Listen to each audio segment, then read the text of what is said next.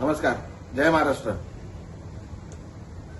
जो प्रकार माझ्यात आणि पत्रकारांमध्ये हा झालेला आहे त्याच्यासाठी मी मनापासून दिलगिरी व्यक्त करतो आणि हा प्रकार का घडला हे जरा आपल्याला सांगू इच्छितो. ज्या दिवसापासून मी शिवसेनेत प्रवेश केलाय त्या दिवसापासून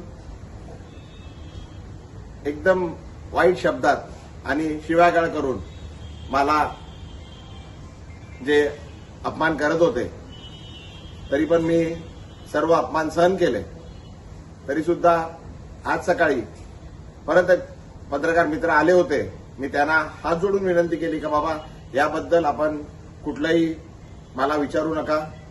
जे मला काय बोलायचं होतं ते मी सर्व बोलून झालेलं आहे. आता कृपा करून काय बोलू नका. मी हात जोडून त्यांना विनंती केली. वारंवार मी सांगत आलेलो आहे का बाबा हे सर्व प्रकार हा माझा आहे.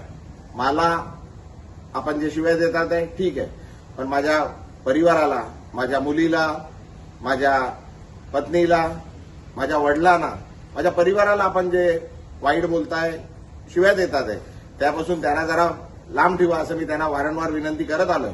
तरी सुद्धा आज सकाळी पण पुन्हा एकदा माझ्या पत्नीबद्दल, माझ्या वडिलांबद्दल वाईट शब्द, वाईट गोष्टी सांगण्यात आल्या, खोट्या गोष्टी सांगण्यात आल्या आणि तरी ते पत्रकार त्याच गोष्टी परत विचारण्याकरता आल्या. माझ्याकडून त्यांना विनंती करण्यात आली पण त्यांनी न थांबता ते चालू राहिलं. त्याच्यात जरा वाद जरा जास्त झाला.